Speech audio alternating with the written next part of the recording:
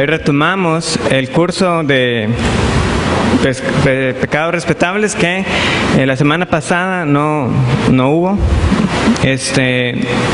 La última vez nosotros estuvimos viendo el pecado de la ira y sus diversas raíces y malezas, diversas consecuencias que él tiene. Quiero retomar lo que era el remedio contra este pecado. Nosotros ya vimos que la impaciencia, nuestra irritabilidad, resentimiento, amargura, todo esto no se queda solamente con nosotros. Vamos a lastimar a muchas más personas. Y tristemente, la mayor parte del tiempo, quienes serán lastimados serán las personas más cercanas a nosotros, quienes se suponen que debemos amar aún más. Pero vimos que, en general, ¿cuál es el remedio contra él? Es parte del fruto del Espíritu Santo, porque el fruto del Espíritu es paciencia. Pero si tuviéramos que englobar todavía uno más, porque la Biblia habla de la paciencia en este sentido de soportar, de tolerar a los demás, soportados unos a otros, es el amor, el cual viene a ser la virtud del fruto del Espíritu Santo principal, de la cual todas las demás son las que se desencadenan. Y nosotros vimos que el amor no guarda rencor, que el amor es paciente, que el amor nos irrita, y que este amor, aunque a veces no se ha dicho de una forma explícita, tiene su fundamento, como es de esperarse, en el amor de Dios en Cristo para nosotros. Ese es el perdón que nosotros debemos tener, perdonados unos a otros como Dios los perdonó a ustedes en Cristo Jesús. Y el ejemplo más claro fue la instrucción directa del Señor Jesús en la parábola de los talentos. Había uno que debía 10,000 talentos, una cifra impagable. Es el propósito del Señor que nosotros caigamos en cuenta que es un monto imposible de alcanzar, precisamente porque nuestra deuda para con Dios es infinita. No había forma de que alguien se endeudara de esa manera y que se le permitiera llegar a ese monto. Más de 200,000 años para pagar tal cantidad. Y sin embargo, habiendo sido nosotros, si estamos en Cristo, perdonados de tal manera, cuando aparece una ofensa de un hermano que se le pone un valor simbólico de 100 denarios, no perdonamos, no lo soportamos, no lo toleramos. En cambio se nos dice que el amor cubre la multitud de faltas. ¿Puedo dejarlo pasar? Sí. Entonces, ¿por qué voy a resentirme? ¿Por qué voy a guardar amargura contra tal persona? Si Dios me ha perdonado a mí, ¿cómo no voy yo a perdonar a mi hermano? Esa debe ser nuestra motivación. Pero en el momento, ¿qué es lo que va a ayudarnos a nosotros? Vemos en primer lugar una firme convicción de la soberanía de Dios. Cuando yo estoy consciente de que la circunstancia que viene a mi vida ha sido permitida por Dios, de que esto no está viniendo por sorpresa, o que Dios no sabe cómo es que yo voy a responder, o por qué es que Él lo está permitiendo, yo puedo entonces descansar en la soberanía de Él y ver el propósito en medio de ello. Recordemos que los hermanos de José buscaron matarle. No lo mataron porque al final vieron que podían sacarle dinero, era mejor. Mejor vendámoslo y no lo matemos, no sea nuestra sangre sobre él. Y pasado el tiempo, muere Jacob y ellos dicen, ahora sí, José se va a desquitar, ya no está nuestro papá, ya él es vicepresidente de Egipto, tiene todo para simplemente desquitarse con nosotros. Pero ¿qué es lo que responde José? Ustedes pensaron mal contra mí. No, ustedes definitivamente pecaron contra mí, pero Dios lo ha encaminado a bien. Ese descansar en la soberanía de Dios, de que había un propósito, lo libró a él de guardar una amargura por todos esos años, que pasado el tiempo hubiera explotado en ese momento y decir, ahora sí es mi turno para que ustedes reciban el pago merecido por lo que me hicieron. Pero no, su corazón estuvo libre de resentimiento, de amargura, no hubo nada contra ellos. Él dijo, yo estoy tranquilo, el Señor lo permitió para algo bueno. También tenemos una búsqueda diligente del amor fraternal que cubre la multitud de pecados. ¿Esto por qué? Porque nosotros vimos que es un amor ferviente, esa es la palabra que se usa. Nosotros no es simplemente, bueno, es que debo amar a mi hermano, no, es esfuércense o esforcémonos, hermanos, por amarnos de tal manera, porque eso es lo que dará testimonio al mundo de que aquí definitivamente algo ha ocurrido. En esto conocerán que son mis discípulos, en que ustedes se amen los unos a los otros, personas de diferentes clases, de diferentes contextos, pero que pueden hacer a un lado sus diferencias y amarse. Eso es. Y por último, lo que yo destacaba es perdonar como Dios nos ha perdonado. Es caer en esta humildad de que en comparación a lo que yo ofendí a Dios, lo que otro hermano o otro semejante puede hacerme a mí es nada. Y eso entonces me va a capacitar, me dará a mí la motivación correcta además para perdonar. Porque dijimos que el propósito del perdón es siempre que la relación sea restaurada. Un perdón que diga, yo no quiero nada con esa otra persona, no es perdón de verdad. Ahí no ha habido. Tiene que haber una relación que ha sido restaurada. Y una vez más, ¿cómo lo sabemos que es así? Porque cuando Dios nos perdona en Cristo, es para que nosotros seamos sus hijos. De enemigos a hijos. Es una relación con Él. No fue simplemente, bueno, el sacrificio de mi hijo los ha perdonado, pero ustedes no tienen acceso a mí. No. Ahora podemos acercarnos confiadamente al trono de la gracia. Si usted o yo, en cualquier momento, decimos, bueno, he perdonado, pero usted no puede acercarse a esa persona, esa relación ha sido restaurada, el perdón aún no ha ocurrido. Tenemos que perdonar en nuestro corazón y esforzarnos diligentemente para mostrar ese amor fraternal.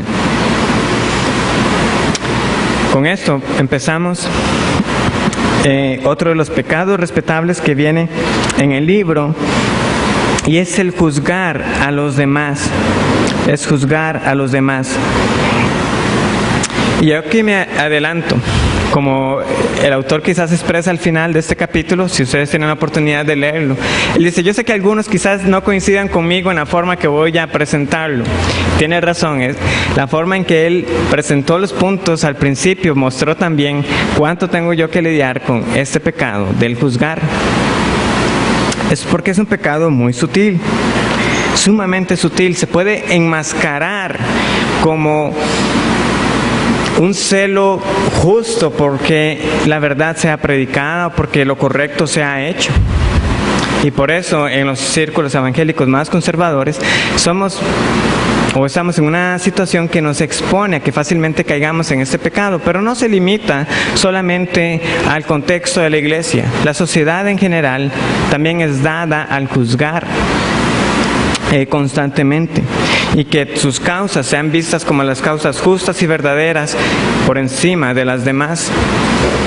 Hay grupos ambientalistas o que protegen los derechos de los animales que no simplemente hacen escuchar su voz o que se pronuncian. No, es que llegan a veces a tomar medidas contra instituciones y que caen en actos que uno dice, eso es vandalismo. Pero según ellos están defendiendo lo que creen justo y correcto. Y juzgan a todos aquellos que no lo ven como ellos lo aprecian. Sin emitir un juicio en el sentido de que alguien crea que es que estoy encasillando a todos en esta categoría. Pero con algunos compañeros, en especial uno de ellos que es vegetariano, el tema casi siempre tiene que salir a relucir cuando hay un tiempo de almuerzo, y uno va llevando su carne y demás. La mayor parte del tiempo es difícil que no suceda un almuerzo en el cual eso no vaya a salir, porque una vez más viene su causa, es presentada, y todos los que comemos carne, bueno, no queda más que entonces sentirnos mal porque lo hacemos. Pero eso lo podemos trasladar al tema de la iglesia y en general en nuestras vidas como creyentes. ¿Por qué?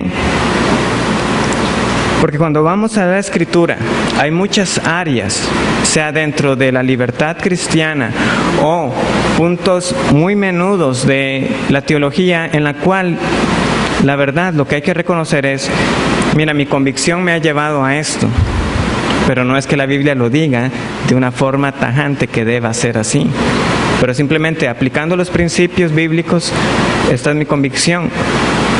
pero esa convicción llega a un punto en el cual yo la elevo a que esta es la verdad y así debe ser hecho. Y todo aquel que no haga como yo lo hago va a ser juzgado. Y algunas áreas de ejemplo vienen a ser y que vamos a tocar esta mañana.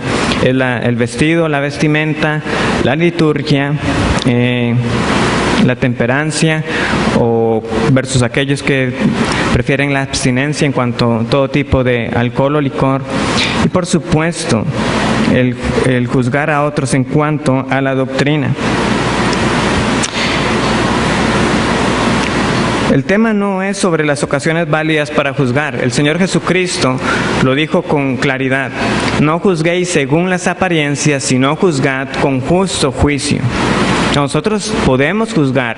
La Biblia nos da a nosotros parámetros para que uno pueda decir esto es pecado y punto. Aquí no hay tema de discusión, no hay punto intermedio, es pecado, así es como debe ser hecho. Pero en esa expresión el Señor Jesús deja claro que nosotros debemos tener bien definidos cuáles son los parámetros bajo los cuales lo hacemos. No juzguéis según las apariencias, sino juzgad con justo juicio. Y así es como nosotros nos vamos a cuidar de estar juzgando a los demás con ligereza. Entonces el asunto no es que juzguemos, es cuál es la motivación y con cuáles parámetros lo hacemos. Vamos un momento también a Santiago, capítulo 2.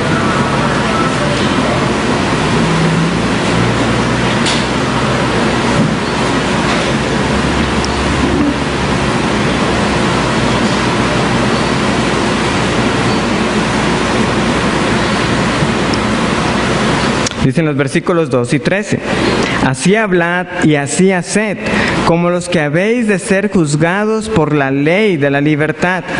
Porque juicio sin misericordia se hará con aquel que no hiciere misericordia, y la misericordia triunfa sobre el juicio. No es que la misericordia o el amor es a expensas del juicio, no. Es que triunfa sobre él. Es decir, nuestra motivación cuando juzgamos debe ser un propósito también de restaurar, no un propósito de una crítica destructiva o en la cual yo busco justificarme a mí mismo y ponerme por encima de los demás. Es con misericordia, recordando que nosotros mismos estamos expuestos a ser juzgados por esta misma ley, porque nosotros estamos sujetos a ella, no estamos por encima de la ley, no somos nosotros quienes la aplicamos, es Dios, como vamos a ver más adelante.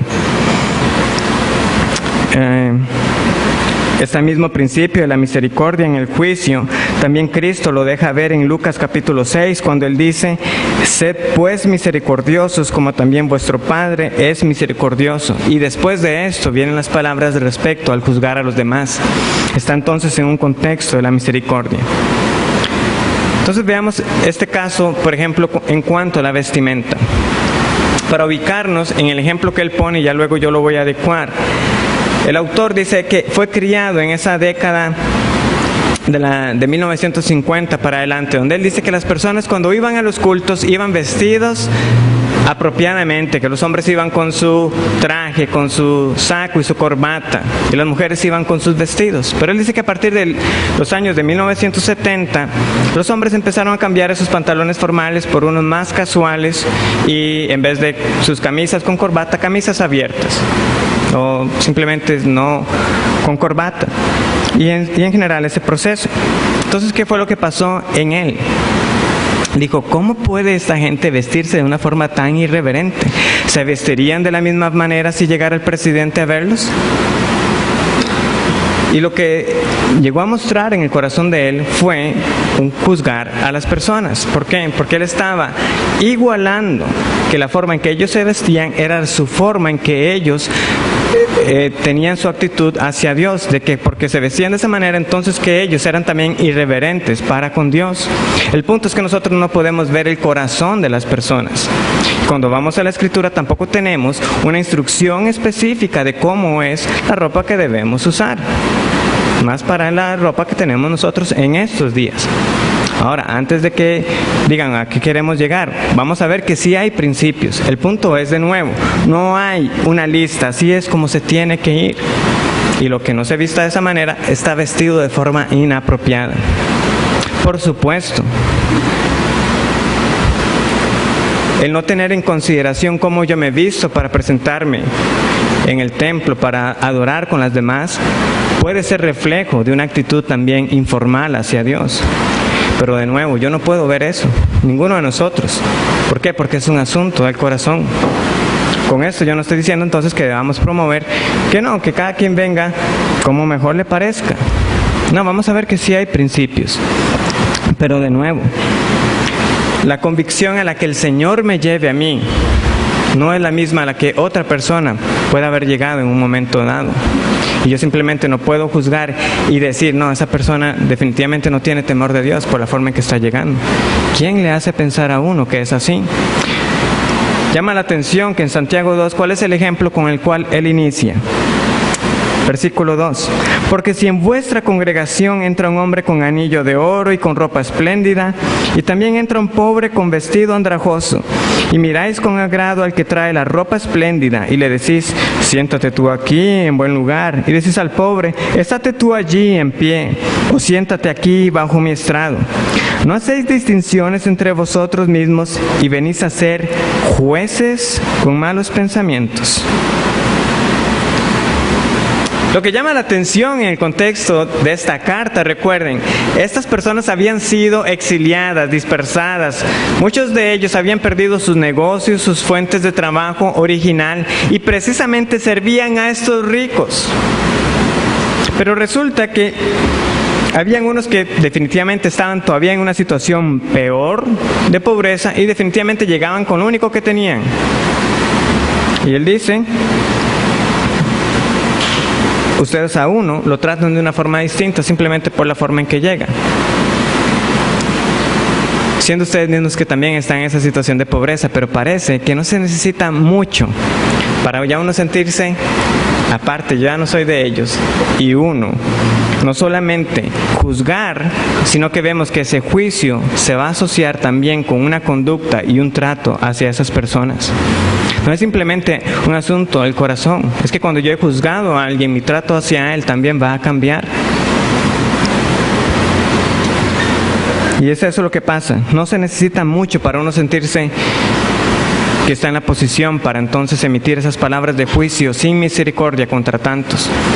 Conocemos algo de doctrina, vemos un entendimiento al que el Señor nos lleva, ya nos sentimos que estamos en una esfera aparte y que todos los demás están en un camino bien lejano todavía para saber de verdad qué es lo que la Biblia enseña y emitimos palabras de juicio contra ellos. Y así en cualquier área. Solo basta un poco para ya uno distanciarse y ser ese juez que está emitiendo contra todos. Ahora, ¿hay principios? Claro que hay principios. La Biblia nos habla de vestir con decoro, de vestir con modestia, de que no sea vuestro atavío el de peinado ostentoso. En la parábola de la boda que comparte el Señor Jesús, recuerdan que hay una persona que la encuentran que no está vestida para la ocasión. O sea, ¿cómo se distingue? Porque todos los demás estaban vestidos apropiadamente para la ocasión de boda, pero estaba uno que no, y fácilmente quedó en evidencia. Aunque la parábola obviamente tiene otra aplicación respecto al juicio y los últimos tiempos, deja ver de que hay vestimenta apropiada para cada circunstancia también. Uno no va a llegar vestido a una boda de una forma en que uno iría a un campo de recreación. Hay una distinción y ese mismo principio deberíamos nosotros también aplicar cuando yo entonces me pregunto ¿qué me pondré para ir a tal lugar? Cuando voy a estar en la casa, cuando voy a estar en el templo, cuando voy a ir al trabajo, etc. Hay principios, pero de una vez más, sencillamente porque alguien no tenga la convicción de cómo debería ser en X o Y circunstancia, yo no debo igualar que eso se traduce en una irreverencia o un irrespeto. En cambio, si nosotros vemos que la convicción a la cual nosotros hemos llegado es lo que más se apega a estos principios a los cuales nos sujetamos, deberíamos orar entonces por estos hermanos, o por este hermano, o por esta otra persona que nosotros pensamos que quizás no lo ha comprendido como nosotros lo estamos viendo, para que entonces el Señor le dé esa misma luz. y no entonces sentarnos una vez más en el asiento de juez y decir, fulano no, fulano no, fulano no.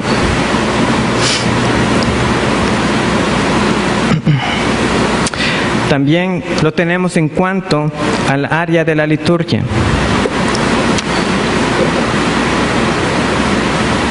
Una vez más, él se ubica en esa época en la que él dice que lo que se cantaba era siempre los himnos tradicionales con su piano y su órgano. Llegan los años y empiezan a introducirse algunos instrumentos adicionales y otros cantos más contemporáneos. Y él pregunta, ¿pero cómo pueden adorar esas personas de verdad? Una vez más, sale a relucir el espíritu de crítica. ¿Por qué? Porque una vez más nosotros vamos a la Escritura y nosotros no tenemos una lista que diga en el culto al Señor, esos son los instrumentos a ser usados. Es más, si nosotros vamos a tener que comparar con la iglesia primitiva, nosotros más bien vamos a caer en cuenta que no hay ni siquiera instrumentos, que también va a mostrar cuál es la motivación entonces para nosotros al momento de adorar. Depende de nuestra adoración de los instrumentos que sean usados. Y por otro lado, si entendemos que pueden ser utilizados, ¿cuáles son? Pero de nuevo, hay que aplicar los principios de la Escritura. Pero el momento en que nosotros estamos juzgando es cuando cualquiera que sea la convicción de la persona, ahí tienen batería, no es el lugar de los malos, ahí debe ser teología mala. ¿Cómo? Ya se está igualando la teología que ahí se enseña por simplemente un instrumento y ni siquiera ha visto cómo es la liturgia ahí. O también al contrario, alguien ve un órgano o un piano y diga, no, eso debe ser ahí muerto, ahí yo no voy a asistir. Palabra de juicio. ¿Por qué? Por algo que ha sido su convicción, pero que no se apega necesariamente a lo que la Biblia enseña. Estamos igualando nuestras opiniones al estatus de verdad bíblica. Pero de nuevo, hay algunos principios. Claro, nosotros podemos ir a Colosenses 3:16. En una época en que estos hermanos tenían que reunirse en una casa, ahí no era que había todo un conjunto de instrumentación, y sin embargo, ellos podían aplicar lo que se lee en este versículo.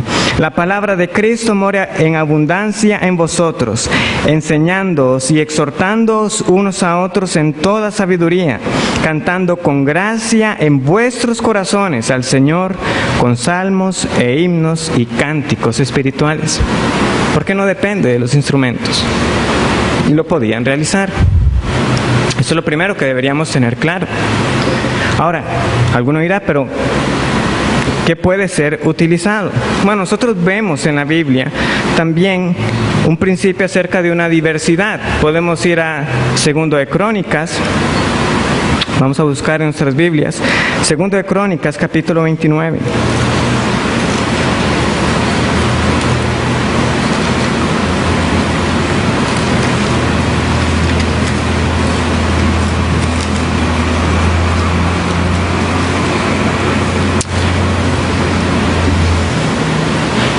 Hay una celebración bajo el reinado del rey Ezequías, un rey piadoso, guardado por el Señor. Y vean los instrumentos que fueron incluidos en este caso. 2 de Crónicas 29, versículo 25. Puso también levitas en la casa de Jehová, con címbalos, salterios y arpas, conforme al mandamiento de David, de Gad, vidente del rey, y del profeta Natán, porque aquel mandamiento procedía de Jehová por medio de sus profetas. Y los levitas estaban con los instrumentos de David, y los sacerdotes con trompetas. Y entonces mandó Ezequías sacrificar el holocausto en el altar, y cuando comenzó el holocausto, comenzó también el cántico de Jehová, con las trompetas y los instrumentos de David, rey de Israel. Y toda la multitud adoraba, y los cantores cantaban, y los trompeteros sonaban las trompetas. Todo esto duró hasta consumirse el holocausto. Vemos aquí un principio de ¿qué? De diversidad. Eso no estaba limitado a uno u otro. Alguno dirá, bueno, pero esa era una celebración particular, el culto estaba siendo restablecido. Veamos un capítulo más adelante. Aquí es la Pascua que está siendo celebrada, una celebración también instituida directamente por Dios en el momento que el pueblo fue liberado de Egipto. Veamos lo que leemos en 2 de Crónicas 30, versículo 21. Así los hijos de Israel que estaban en Jerusalén celebraron la fiesta solemne de los panes sin levadura por 7 días con grande gozo. Y glorificaban a Jehová todos los días los levitas y los sacerdotes, cantando con instrumentos resonantes a Jehová. Y habló Ezequías al corazón de todos los levitas que tenían buena inteligencia en el servicio de Jehová, y comieron de lo sacrificado en la fiesta solemne por 7 días, ofreciendo sacrificios de paz y dando gracias a Jehová, el Dios de sus padres. Y toda aquella asamblea determinó que celebrasen la fiesta por otros 7 días, y la celebraron otros 7 días con alegría.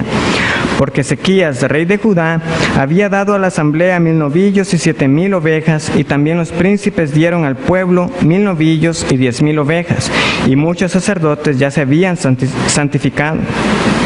Se alegró pues toda la congregación de Judá, como también los sacerdotes y levitas, y toda la multitud que había venido de Israel, asimismo los forasteros que habían venido de la tierra de Israel, y los que habitaban en Judá. Hubo entonces gran regocijo en Jerusalén, porque desde los días de Salomón, hijo de David, rey de Israel, no había habido cosa semejante en Jerusalén.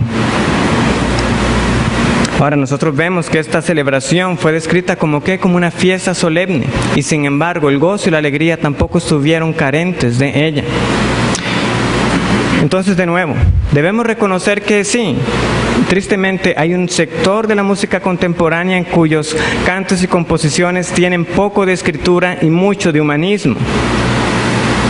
Pero por otro lado, no debemos tampoco nosotros confundir la solemnidad y la reverencia al Señor con una ausencia del gozo. Ahora, este gozo no necesariamente tiene que traducirse en cantos y un desorden, porque vimos que aquí el servicio era ¿con qué? Con inteligencia. Pero estaba el canto con alegría y con gozo, porque tiene que ser así. Pero eso primeramente nace del corazón, porque dice cantando con gracia, nos decía Colosenses. Pero ya vemos que eso debe ser independiente primero de los instrumentos, porque puede que no hayan, o puede que haya toda una diversidad tan rica como la que leemos acá. Pero yo no puedo juzgar cuando en un lugar no se tienen los instrumentos que son la expectativa que yo tengo que deban ser los que tengan que ser usados. No, si nosotros vemos los elementos que deben estar presentes, la solemnidad, así como el gozo, la reverencia, así como la alegría, la inteligencia en el servicio y la buena ejecución, todo eso es parte del buen orden y del culto que es ofrecido al Señor. Y no hay ninguna otra razón. ¿Por qué? Porque si tenemos que decir por los instrumentos, ninguno de los que nosotros usamos, no importa cuál sea, desde el órgano o el piano, hasta guitarras o bajos, ninguna de esas aparecen en estas listas de acá porque no existían. Pero de nuevo podemos ver un principio, había una diversidad, habían instrumentos de cuerdas, de viento. Pero muchas veces y tristemente tenemos que reconocer que por saber el desorden que en algunos lugares se propicia, por no tener este entendimiento y esta inteligencia, nosotros hemos metido en un saco a todos los demás que también pueden hacer un buen uso de todos esos instrumentos. No debemos juzgar, así como de nuevo los que están quizás del otro lado juzgan a los que pues tienen un servicio más como decirlo, reservado o tradicional.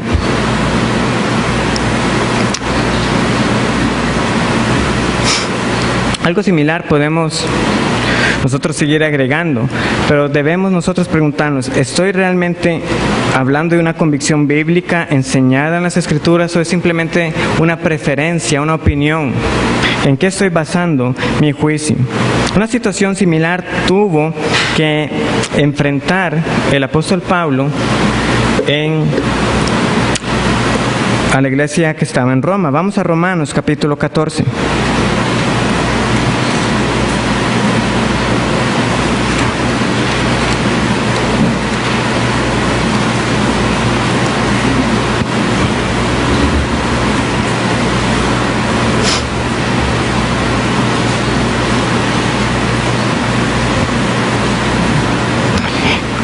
Y hago la aclaración para que no haya un malentendido. La Biblia siempre es suficiente. Ha sido dada a nosotros para que no necesitemos nosotros ninguna otra verdad afuera de lo que hay en la Escritura. Pero hay que reconocer que hay aspectos en los cuales ella o guarda silencio o no expresa con claridad que quizás uno quisiera respecto a algunos puntos. Pero eso no quiere decir de que no estén los principios que nos deben ayudar para nosotros guiarnos en esos aspectos en los cuales ella ha guardado silencio. La Biblia no habla acerca, por ejemplo, del cigarrillo, pero quiere decir que entonces no hay ninguna instrucción ni principio respecto a ella. No, para nada. En todo tiempo la Biblia habla acerca de una moderación, de no ser dominado por nada. Si entonces yo estoy siendo dominado por él, allá hay un gran problema. Eso por poner un ejemplo que ahora ya la misma sociedad se ha volcado en contra. Cada vez es menos popular el que alguien fume. La salud, aspectos públicos. Lo mismo puede ser dicho con respecto a la bebida. Hay muchos que tienen una convicción de que es abstinencia total, pero cuando uno va a los pasajes, la Biblia lo que habla es acerca de una moderación en el uso. No os embriaguéis con vino. O la misma instrucción dada con respecto a la ordenación de pastores y diáconos, que no sea dado al vino. En el caso de los diáconos, como Pastor Eric Gómez hacía, no se ha dado mucho. O sea, ustedes tienen un poquito más de libertad. Eso es lo que enseña, una moderación, no ser dominado por ella. Pero de nuevo, si ha sido la convicción para alguien de que eso puede ser de tropiezo para él, o por asunto de testimonio en medio de su familia, o del vecindario en el que está, no hay ningún problema con ello. Pero una vez más, no podría elevar esa convicción de que es mejor vivir una vida abstemia a que eso es lo que la Biblia enseña, porque no es lo que ella enseña. Y nosotros entonces, una vez más, sentarnos en el asiento de juez y juzgar a quienes consideran que están en la libertad de hacer un uso adecuado de ello. Por ejemplo, veamos lo que sucede en Romanos 14. Vamos a leer a partir del versículo 1. Recibid al débil en la fe, pero no para contender sobre opiniones. Porque uno cree que se ha de comer de todo. Perdón, me perdí. Otro que es débil come legumbres. Entonces tenemos aquí los dos bandos. Tenemos los vegetarianos contra los carnívoros. Entonces vean lo que sucede. El que come no menosprecia al que no come, y el que no come no juzga al que come, porque Dios le ha recibido. ¿Tú quién eres que juzgas al criado ajeno? Para su propio Señor está en pie o cae, pero estará firme porque poderoso es el Señor para hacerle estar firme. Uno hace diferencia entre día y día, otro juzga iguales todos los días. Cada uno está plenamente convencido en su propia mente. El que hace caso del día, lo hace para el Señor, y el que no hace caso del día, para el Señor no lo hace. El que come, para el Señor come, porque da gracias a Dios, y el que no come, para el Señor no come, y da gracias a Dios, porque ninguno de nosotros vive para sí, y ninguno muere para sí. Y esto es muy importante, y hago una pausa acá. Nuestra motivación de nuevo es para el Señor. Yo simplemente no puedo tomar un asunto de libertad y decir es que me es permitido y yo quiero hacerlo para demostrarle a los demás de que los cristianos podemos vivir de esta manera. No, ella su motivación está equivocada. Ese no es el uso correcto, es para el Señor. Usted ya no vive para sí mismo, usted es esclavo del Señor Jesucristo. Motivación, ¿qué es lo que está en nuestro corazón? Yo recuerdo, no voy a mencionar nombres acá, cuando conversaba, y hace muchos años de ellos, ya la persona no está acá y es un hermano en el Señor, pero que me decía, es que a veces yo tengo como unas ganas de, y no porque él quisiera darse ese vicio ni nada, pero como de tomar un cigarrillo, irme caminando, porque de que vean de que uno puede hacerlo, de que es que el Señor, la salvación no depende de obras y demás. Claro, ahí había una motivación incorrecta para hacerlo, pero de nuevo, nosotros no podemos hacer entonces un pretexto de eso para entonces hacer todo lo que creamos que esté permitido, pero entendemos, o yo podía entender lo que estaba en él, como esa frustración a veces de ver de que hay como una restricción para hacer algo simplemente porque alguien va a juzgarme a mí por esto. Pero recuerden, nuestra vida pertenece al Señor, siempre y cuando nuestra motivación sea para Él, la estemos evaluando. Nosotros entonces tenemos esa libertad. Dice, pues si vivimos para el Señor, vivimos, y si morimos para el Señor, morimos. Así pues, sea que vivamos o que muramos, del Señor somos. Porque Cristo para esto murió y resucitó y volvió a vivir, para ser Señor así de los muertos como de los que viven. Pero tú, ¿por qué juzgas a tu hermano? O tú también, ¿por qué menosprecias a tu hermano? Porque todos compareceremos ante el tribunal de Cristo. Porque escrito está, vivo yo, dice el Señor, que ante mí se doblará toda rodilla y toda lengua confesará a Dios. De manera que cada uno de nosotros dará a Dios cuenta de sí.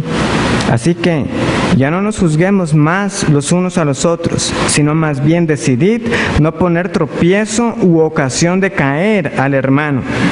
Yo sé y confío en el Señor Jesús que nada es inmundo en sí mismo, mas para el que piensa que algo es inmundo, para él lo es. Hasta ese momento Pablo no había dicho cuál era su postura, ¿verdad? Él nada más está diciendo, están los que comen legumbres y están los que ven que pueden comer de todo. Se presume por el contexto, en general, comer esa carne. Y aquí Pablo está diciendo cuál es su postura. En el versículo 14, yo sé y confío en el Señor Jesús que nada es inmundo en sí mismo. Yo puedo comerlo y recibirlo con acción de gracias. Él tiene una posición, pero él no está imponiéndola en ninguno de ellos. ¿Por qué? Porque él reconoce, más para el que piensa que algo es inmundo, para él lo es. Y vean entonces cuál debe ser el espíritu. Pero si por causa de la comida tu hermano es contristado, ya no andas conforme al amor. No hagas que por la comida tuya se pierda aquel por quien Cristo murió. Por poner un ejemplo burdo, pero si yo sé que hay un hermano que tiene tropiezo en cierta comida, y yo lo invito a mi casa y precisamente ese día me sirvo una porción grande para que él vea que se puede comer de eso no es amor. Eso no es amor. Lo mismo cuando yo sé de algo que a un hermano le puede ser de tropiezo. De nuevo, si usted no está siendo dominado por esa situación o por esa comida o lo que sea, usted simplemente puede decir, hoy no, y ya. Pero si usted no puede decirlo, entonces es el que está siendo dominado por esa circunstancia. Pero el amor entre hermanos dice eso, yo se lo puedo hacer a un lado, hoy y las veces que sean necesarias por amor a mi hermano. Versículo 16, no sea pues vituperado por vuestro bien, porque el reino de Dios no es comida ni bebida, sino justicia, paz y gozo en el Espíritu Santo. Porque el que en esto sirve a Cristo agrada a Dios y es aprobado por los hombres. Así que sigamos lo que contribuye a la paz y a la mutua edificación. No destruyas la obra de Dios por causa de la comida. Todas las cosas a la verdad son limpias, pero es malo que el hombre haga tropezar a otros con lo que come. Bueno es no comer carne. Otra vez, Pablo está indicando, vean, yo puedo entender la postura de ellos. Ni beber vino, ni nada en que tu hermano tropiece, o se ofenda, o se debilite. ¿Tienes tu fe? ¿Estás convencido? Tenla para contigo delante de Dios. Bienaventurado el que no se condena a sí mismo en lo que aprueba. Pero el que duda sobre lo que come es condenado porque no lo hace con fe, y todo lo que no proviene de fe es pecado. Volvamos al versículo 4. ¿Tú quién eres que juzgas al criado ajeno? Pablo está poniendo un ejemplo. Es como si yo llegara a otra empresa y veo a alguien que está haciendo el trabajo y yo inmediatamente empiezo a dar instrucciones. No, eso no se hace así. Pero ¿usted quién es para que vaya a dar instrucción a quien no es su subordinado? En el momento que nosotros estamos juzgando a otro hermano, yo me estoy quitando de esa posición que comparto con él y me estoy poniendo, y cuando yo decía lo de ponerme en el asiento de juez, es en la posición que le corresponde única y exclusivamente a Dios. No solamente que me pongo como juez, es que me estoy poniendo en el lugar de Dios. Para su propio Señor está en pie o cae, pero estará firme porque poderoso es el Señor. Al final de cuentas, yo soy un coesclavo de mi hermano. Y en el momento que yo estoy juzgando, yo estoy diciendo, yo soy Dios. Yo puedo ponerme en el lugar de Él y emitir estas palabras de juicio respecto a esta o este asunto en particular.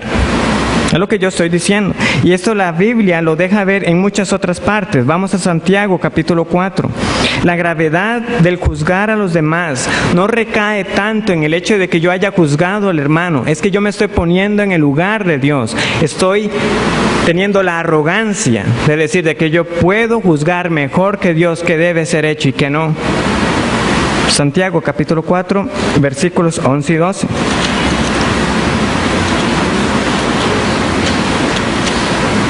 Hermanos, no murmuréis los unos de los otros. El que murmura al hermano y juzga a su hermano, murmura de la ley y juzga a la ley. Pero si tú juzgas a la ley, no eres hacedor de la ley, sino juez. Uno solo es el dador de la ley, Dios, que puede salvar y perder. Pero tú, ¿quién eres para que juzgues a otro? Como vimos, esto traducido en una forma más en nuestra expresión de nuestros días sería: ¿y usted quién se cree? ¿Y usted quién se cree? Usted no es el dador de la ley, Dios es el dador de la ley.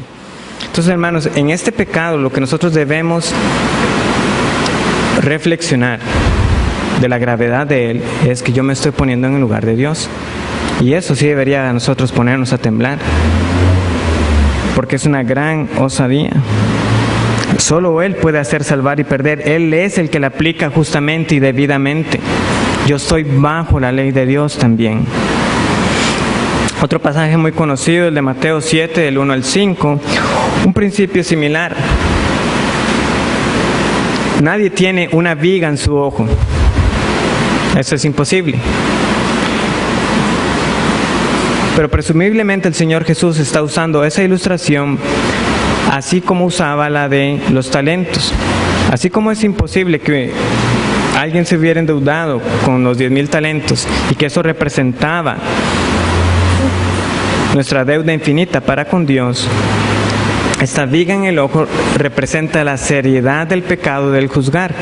De nuevo, no tanto porque yo haya juzgado al hermano, lo cual es pecado, pero porque yo me estoy poniendo en el lugar de Dios.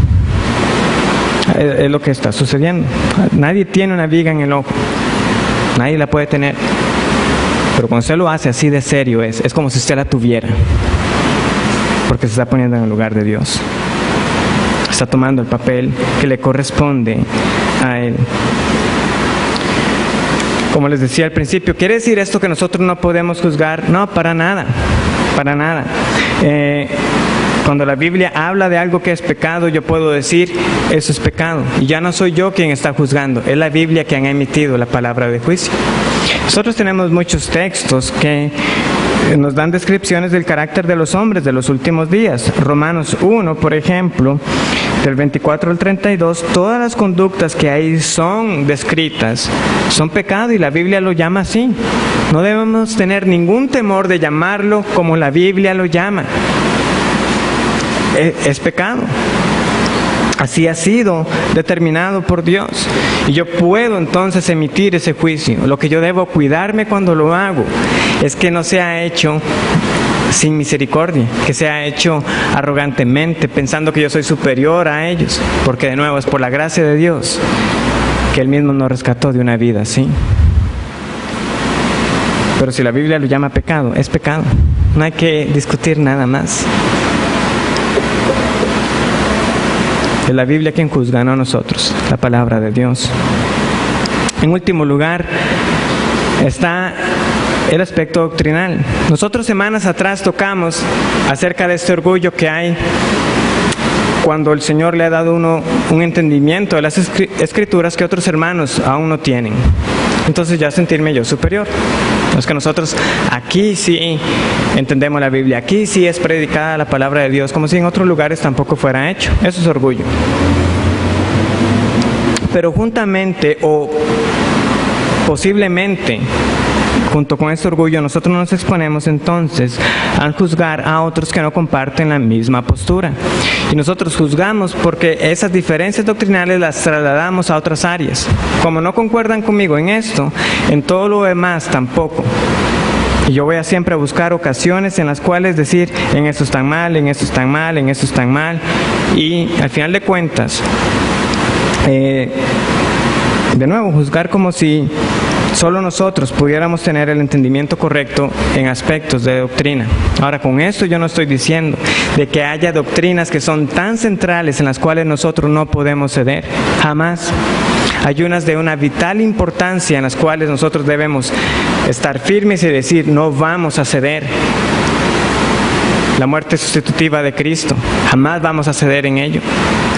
La justificación por la fe única y exclusivamente en Jesucristo, aparte de las obras, nunca vamos a ceder en ello. Y podemos mencionar otras más, pero nosotros vamos a estar firmes y levantar ese estandarte de la verdad. Pero vamos a llegar a otras, como este aspecto que Pablo mencionaba en Romanos 14, comer legumbres o comer de todo. Pablo ya mencionó cuál era la postura de él, pero él no está diciendo a los demás, cámbiense ustedes a esto. Sencillamente, él dice, esté cada uno convencido en su propia mente. Tenga sus convicciones, hay que ser firmes en ellas, pero hay que sostenerlas con humildad, porque podemos estar equivocados en algunas. Y reconociendo algo más, que es lo que dice Romanos 14, porque daremos cuentas a Dios. Sería, por decirlo así, infantil sostener una postura simplemente para yo mostrar que no voy a ceder, olvidando que yo voy a dar cuentas a Dios por ello. Recordemos, esa convicción que está sosteniendo, recuerde, usted va a dar cuentas a Dios por ello. ¿Está dispuesto a mantenerla? Sí, porque estoy convencido de que eso es lo que Dios demanda de mí. Manténgala, sea firme. Pero no la sostenga simplemente por demostrarle algo a alguien más. Eso no proviene de fe. Y usted dará cuenta a Dios por ello. Y todos nosotros daremos cuenta a Dios por todas esas conductas, opiniones que llegamos a sostener simplemente por obstinación y no por convicción, por medio del Espíritu Santo y de la predicación de su palabra. Por supuesto está el otro extremo. Sabemos que hay círculos en que asuntos doctrinales dicen, no, pero ¿por qué por discutir por eso? ¿Por qué no simplemente nos amamos todos y amamos a Jesús y ya somos todos felices? No, es que nosotros reconocemos que hay verdades que son centrales y no vamos a ceder en ellas. De nuevo, ellos también pueden juzgar, es que eso es solo doctrina, solo teología. Esa gente darán cuenta a Dios también por ello, porque la verdad debe ser defendida. Pero cuando nosotros muchas veces denunciamos a falsos maestros, falsas enseñanzas, hermanos, que impere en nosotros ese juicio con misericordia que leíamos en Santiago 2, porque nosotros estamos hablando de almas que están siendo enseñadas por falsos maestros, y esos mismos falsos maestros también necesitan un redentor. Algunos de ellos el Señor tratará, los ha vendido ya esa mentira. Él mismo envía ese espíritu engañoso, pero nosotros mismos debemos rogar para que el Señor los rescate de esas falsas enseñanzas, y nosotros mismos con misericordia ir y predicarles entonces la verdad. Pero no simplemente tomar de eso una ocasión para disfrutar. Vean las falsas enseñanzas que tienen ahí, vean qué ocurrencias las que están enseñando ya. Pensemos, son almas que se están sentando, y no en grupitos de 90, 100, de cientos, de miles, escuchando mentiras que los están condenando. Nosotros no podemos simplemente sentarnos y juzgar y ser indiferentes a que el nombre de Dios esté siendo pisoteado con falso evangelio. ¿Cuántas veces nosotros nos contristamos y oramos por la redención de esos falsos maestros? O por esas personas para que salgan de esos lugares y conozcan la verdad de Dios. Y finalmente, en aquellas áreas en las que nosotros debemos reconocer de que no toda doctrina secundaria o de tercer nivel tiene el mismo peso como esas centrales en las cuales no vamos a ceder, que nosotros las sostengamos con humildad, sabiendo que es posible que más adelante el Señor nos dé la luz y nos haga ver, vaya, yo no estaba en lo correcto. Y que sea así una oportunidad para que el Señor entonces nos saque del error. Y demos gracias a Dios por ello. Si tienen alguna pregunta o consulta, recuerden que pueden consultarme más adelante o enviármela por correo. Que el Señor les bendiga, hermanos. Ha sido un placer estar de vuelta.